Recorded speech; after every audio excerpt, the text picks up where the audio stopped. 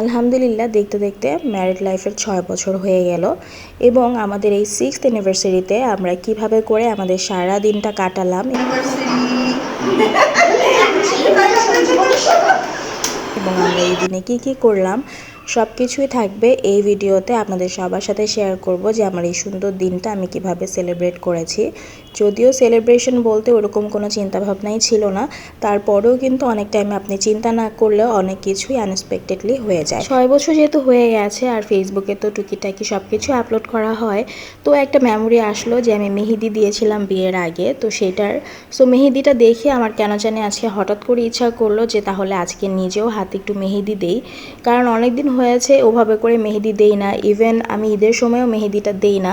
আগে অনেক মেহেদি দিতাম, মেহেদি দিতে ভালো লাগতো, বাট এখন কেন জানি আর মেহেদি দিতে ভালো লাগে না, কারণ অনেক কাজ করতে হয় আর মেহেদি দিলে ওভাবে করে থাকেও না কালারটা। তো এই জন্য আসলে না দিতে দিতে ওই দেওয়ার ইচ্ছাটা আর নেই। কিন্তু আজকে হুট করে যখন ইচ্ছা হলো আর বাসায় মেহেদিও ছিল, তাই কিন্তু দিয়ে ফেললাম। আপনারা দেখতেই পাচ্ছেন মাম্মিকা মেহেদি যে আরে এত অন্য মেহেদি যে আমার হাতে অবস্থা। থ্যাংক ইউ, সুন্দর হয়েছে।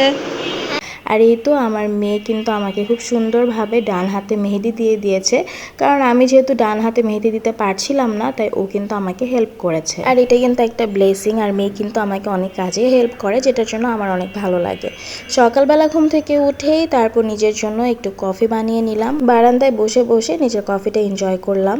আর ইদানিং ওয়েদারটা হুট করে কেন জানি চেঞ্জ হয়ে যায়, বুঝি না। তো কফিটা শেষ করে এসে এখানে আবার কিচেনে চলে আসলাম। অনেকগুলো পেঁয়াজ কেটে রেখেছি, তার সাথে বিফটাও বের করে নিয়েছি, চিকেনটাও, কারণ স্পেশাল ডে হবে আর আমি বাসায় স্পেশাল কিছুর আয়োজন করব না, তা তো একদমই ইম্পসিবল। আপনার জীবনের ভালো সময়গুলো কিন্তু খুব দ্রুত চলে যাবে এবং এই সময়গুলো কিভাবে যাবে আপনি নিজেও টের পাবেন না। এটা আমি কেন বললাম, কারণ আমার বিয়ের 6 বছর হয়ে গেছে আর এই সুন্দর মুহূর্তগুলো না আমার এখনও মনে হয় যে 6 বছর হয়ে গেছে আমার বিয়ের, মানে মনেই হয় না যে এতগুলো দিন এতগুলো বছর চলে গেছে।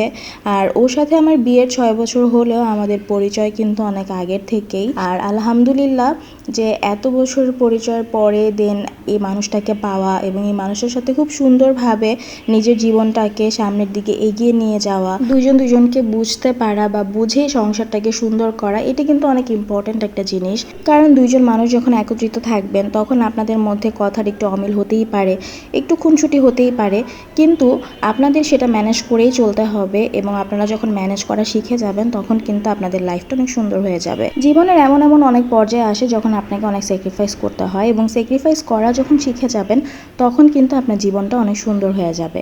সেরকমই সংসারের ক্ষেত্রেও সবসময় কিন্তু যে নিজেকে উপরে রাখবেন বা নিজের কথাটাই সামনে রাখবেন সেরকমটা একদমই ঠিক না। নিজেকে অনেক টাইমে অনেক কিছু স্যাক্রিফাইস করতে হয়। রাগারাগি তো হবেই দুইটা মানুষ একত্রিত থাকলে, কিন্তু তখন যদি দুইজনের মধ্যে একজন চুপ হয়ে যান তাহলে কিন্তু ব্যাপারটা এমনিতে নর্মাল হয়ে যাবে। আর এই ছোট ছোট ব্যাপারগুলাই কিন্তু আপনার সংসার জীবনটাকে অনেক সুন্দর করে দিবে, ঝামেলা মুক্ত রাখবে, যেটা কিনা আমাদের জন্য অনেক বেশি জরুরি।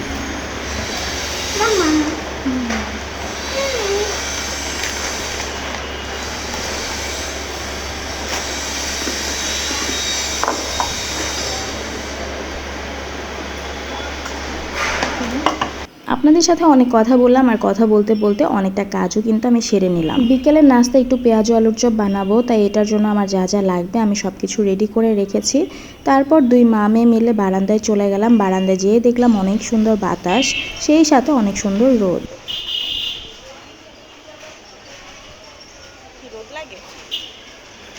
আর এই তো মাশাআল্লাহ আলহামদুলিল্লাহ আমাদের জীবনের আরেকটা প্রাপ্তি, আর সেটা হচ্ছে আমাদের জান বাচ্চা জান্নাত।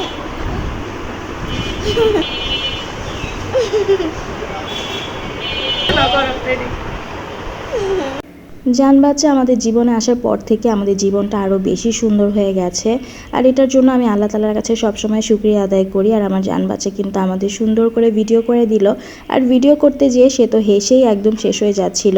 তারপর কিন্তু আম্মু চলে আসলো, আর আম্মু যে এরকম একটা সুন্দর কেক নিয়ে আসবে সেটা কিন্তু আমরা এক্সপেক্টও করিনি। আর সেই সাথে আমার এক আন্টিও এসেছিল, আর আন্টি কিন্তু আমাদের জন্য এই সুন্দর একটা গিফট এনেছে। আমার কাছে কিন্তু এই সেটটা খুবই ভালো লেগেছে। তারপর কেকটাও রেডি করে নিচ্ছিলাম, কেক কাটবো তাই।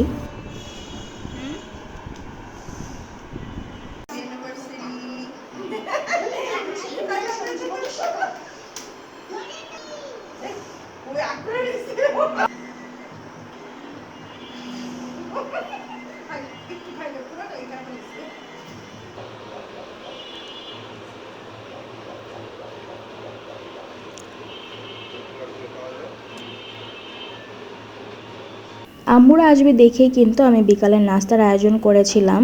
পেঁয়াজ আলুর চপ এগুলো রেডি করে রেখেছিলাম, কারণ আম্মু আবার এইসব টাইপের জিনিস খুব পছন্দ করে। তো ভাবলাম যে তাহলে পেঁয়াজ আলুর চপ এগুলোই করি, আর বাহির থেকে যদি কিছু আনতে হয় তাহলে এনে নিব। আম্মু যে আবার আমাদের জন্য কেক নিয়ে আসবে আর সেই সাথে আন্টির দেয়া সুন্দর গিফট, এটা কিন্তু আমাদের এক্সপেকটেশনও ছিল না। এর জন্যই আমি বলেছি আনএক্সপেক্টেডলি অনেক কিছু হয়ে যায় যেটার হয়তো বা এক্সপেকটেশনে আপনি করবেন না।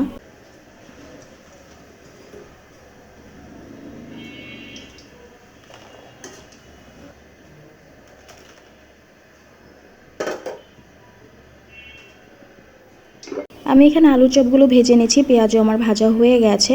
আর আমি যখন আলুর চপটা ভাজি, বেসনের মধ্যে এভাবে করে আলুর চপগুলো দিয়ে চামচ দিয়ে আমি ডোটা থেকে উঠাই। এতে করে যেটা হয় যে আপনি যখন তেলে আলুর চপটা ছাড়বেন খুব সুন্দরভাবে গোল হয় এবং বেসনগুলো কিন্তু তেলে ছড়িয়ে যাওয়ার সম্ভাবনা খুবই কম থাকে। আর আমার সব ভাজা টাজা হয়ে গেছে, এখন আমি সার্ভিং ডিশে সব নিয়ে নিচ্ছি। গরম গরম পেঁয়াজ ও আলুর চপ খাওয়ার মজাটাই কিন্তু অন্যরকম, ঠান্ডা হয়ে গেলে তেমন একটা ভালো লাগে না। তাই আমি তাড়াতাড়ি করে এগুলো সব সার্ভিং ডিশে নিয়ে নিচ্ছিলাম, আমাদেরকে দিব। আর সেই সাথে জানাতে বাবা আবার বাহির থেকে চটপটি নিয়ে আসবে বলল। তো আমার কিন্তু এখানে পেঁয়াজ আলুর চপ সব কিছু রেডি হয়ে গেছে।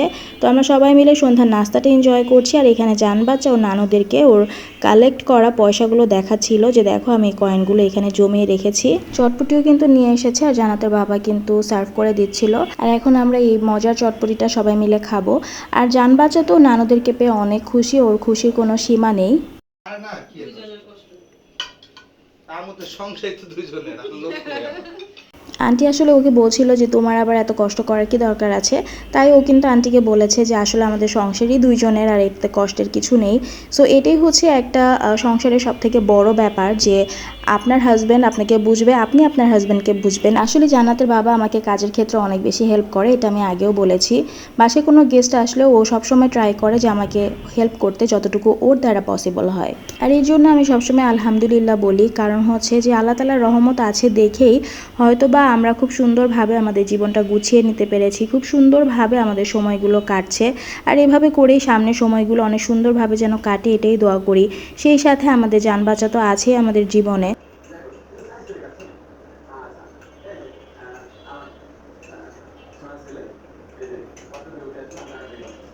তো এদিক দিয়ে কিন্তু আমার চা বানানো একদম রেডি হয়ে গেছে। আর সেই সাথে আমাদের জন্য একটু কেকও নিয়ে নিয়েছি, আম্মু আর আন্টির জন্য।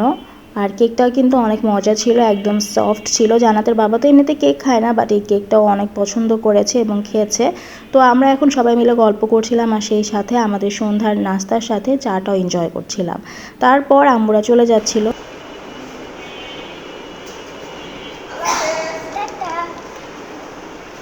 তো আম্মুরা তো চলে গেল, জান বাচ্চা ও নানুদেরকে বিদায় দিয়ে দিল। আর সেই সাথে আমি কিচেনে ঢুকে পড়লাম, কারণ আমার রান্না বান্না করতে হবে। আম্মুদেরকে অনেক বলেছিলাম যে খাওয়া দাওয়া করে যেতে রাতের, বাট আম্মুরা খাওয়া দাওয়া করেনি, চলে গিয়েছিল। আর যেহেতু দুপুরবেলা রান্না করার কোনো ওয়েই ছিল না, কারণ গ্যাসের যে অবস্থা থাকে, তো রান্নাটা করতে পারিনি দুপুরবেলা। তো এই জন্য সন্ধ্যার পরেই রান্না করব ভেবেছিলাম। আর আম্মুরা যেহেতু ছিল তো সবার সাথে গল্প টল্প করে তারপর রান্না করতে এসেছি, এর জন্য অনেকটাই দেরি হয়ে গিয়েছিল। আর যেটা আমি বলেছিলাম যে স্পেশাল কোনো ডে হবে আর আমি স্পেশালভাবে রান্না করব না, সেটা তো হয় না। কারণ আমার রান্না করতে এমনিতে অনেক ভালো লাগে, আর আমার হাতের রান্না জান্নাতের বাবা খুব পছন্দ করে।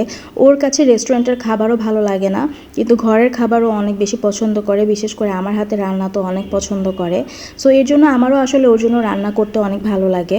আর কষ্ট করে রান্না করার পরে যখন জান্নাত আর জান্নাতের বাবা দুইজনই অনেক বেশি প্রশংসা করে আমার এবং বলে যে খুব মজা হয়েছে, খুব তৃপ্তি নিয়ে খায়, তখন কিন্তু আমার কাছে অনেক বেশি ভালো লাগা কাজ করে।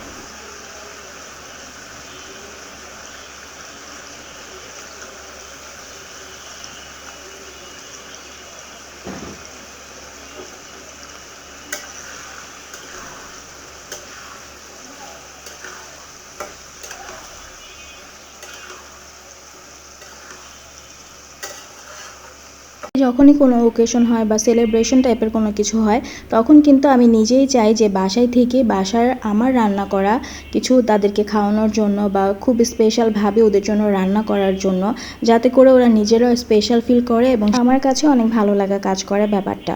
আর এমনিতেও যখন বাসায় কোনো গেস্ট আসে আমি নিজে থেকেই কিন্তু অনেক কিছু করার চেষ্টা করি, অনেক কিছু না হলেও কিছু কিছু ট্রাই করি যে বাসায় করার জন্য, কারণ বাইরের খাবার থেকে আমার কাছে মনে হয় ঘরের খাবারই একদম বেস্ট। আর এই খাবারগুলোই কিন্তু সবাই খুব বেশি পছন্দ করে। আর এই তো হয়ে গেছে আমার চিকেন রোস্ট। চিকেনগুলোকে ছোট করেই রোস্টের মতো করে রান্না করেছি, আর সেই সাথে আছে মোজো, কারণ আমরা এখন থেকে কোক বা স্প্রাইট এগুলো কোনো ধরনের জিনিসই খাবো না, আমরা যতটুকু পারবো নিজের দেশের পণ্য ব্যবহার করব। এই জন্য কিন্তু আমাদের বাংলাদেশি পণ্য আমরা মোজো নিয়ে এসেছি, আর এটাই কিন্তু খাবো। আর আমার মনে হয় মোজোর টেস্টটাও কিন্তু ভালোই লাগে, খারাপ না। তো এই তো এখানে চিকেন রোস্ট হয়ে যাওয়ার পরে আমার জান বাচ্চাকে তাড়াতাড়ি করে পোলাও দিয়ে দিলাম, সেই সাথে ওর পছন্দের রোস্ট। মার হাতের খাবার তো অনেক পছন্দ করে। একটু পরেই কিন্তু আমার মেয়েটা রিভিউ দিবে যে কেমন হয়েছে, ওর এক্সপ্রেশন দেখলেই বুঝতে পারবেন সে কীভাবে করে খাবারের রিভিউ দেয় আমার।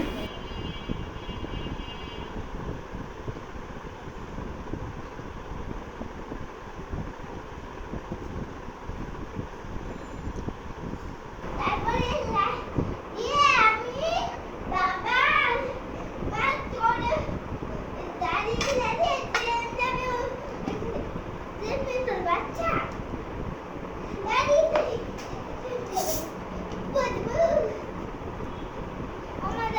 আমি ঠেলে দিই। বাবা না, বাবা পড়ে যাবে। বললে কি আর কি বলি। যেহেতু রান্না করতে করতে অনেকটাই লেট হয়ে গেছে, তো রান্নাও হয়ে গেছে। এখানে টেবিলে সব আমি সার্ভ করে নিয়েছি। পোলাও আছে, সেই সাথে চিকেন রোস্ট, আর আছে বিফ ছোটো ছোটো করে আলু দিয়ে রান্না করেছি, আর সেই সাথে সালাদ তো আছেই। আর পোলাও তো আমার বাসার সদস্যরা খুব বেশি পছন্দ করে, তাদের পোলাও হলে আর কি লাগে। আর এখানে জান বাচ্চার বাবাকে খুব সুন্দর করে খাওয়াচ্ছিল বেড়ে। আরেকটু নেও না। আর এটা কিন্তু শুধু আজকের ঘটনা না, আমরা যখনই খাওয়া দাওয়া করতে বসি জান বাচ্চা ওর বাবাকে আমাকে এভাবে বেড়ে বেড়ে খাওয়ায়। আসলে ও আমাদের মেয়ে না, ও আমাদের মা, আর মার দায়িত্বটাই কিন্তু ও পালন করে। যখন আমরা খেতে বসি মারা যেভাবে সন্তানদেরকে খাওয়ায়, ও কিন্তু ঠিক ওইভাবে করে ওর বাবাকে আর আমাকে খাওয়ায়। ওর বাবাকেও জোর করে করে দিবে, ওর বাবার কি লাগবে আমার কি লাগবে সবসময় খেয়াল করে। আমি কখনো সিক হলেও অনেক বেশি টেনশন করে আমাকে খাবার বেড়ে দেয়। আপনার জীবনের চাহিদা যখন অনেক সীমিত থাকবে তখন আপনি দেখবেন যে আপনার জীবনটা এমনিতেই অনেক সুন্দর থাকবে। হয়তোবা ভালো কিছু করেছি বলেই আজকে এই দুইটা মানুষ আমার জীবনে আছে, আর এটার জন্য আমি অনেক বেশি থ্যাঙ্কফুল আল্লাহ তাআলার কাছে, এবং সবসময় শুকরিয়া আদায় করি আর বলি এই দুইজন মানুষ যেন সবসময় আমার সাথে থাকে, সুস্থ থাকে, ভালো থাকে। আর এভাবে করেই যেন আমাদের সামনের দিনগুলো, সামনের বছরগুলো আমরা অনেক সুন্দরভাবে কাটাতে পারি। তো সবাই আমাদের জন্য দোয়া করবেন, আর অবশ্যই আমাদের জন্য মাশাআল্লাহ বলে দিবেন। আর যারা আমার ভিডিওগুলো দেখেন, আমাকে অনেক বেশি সাপোর্ট করেন, আপনাদের সবাইকেও আমার তরফ থেকে অনেক অনেক ভালো। আর আপনাদের এই সাপোর্টটা পেলে কিন্তু কাজ করতে আরও ভালো লাগে। যারা ইউটিউব থেকে দেখছেন অবশ্যই সাবস্ক্রাইব করবেন, এতে করে নেক্সট ভিডিওর নোটিফিকেশন পেয়ে যাবেন। যারা ফেসবুক থেকে দেখছেন অবশ্যই ফলো দিয়ে রাখবেন। সবাই ভালো থাকবেন, আল্লাহ হাফেজ।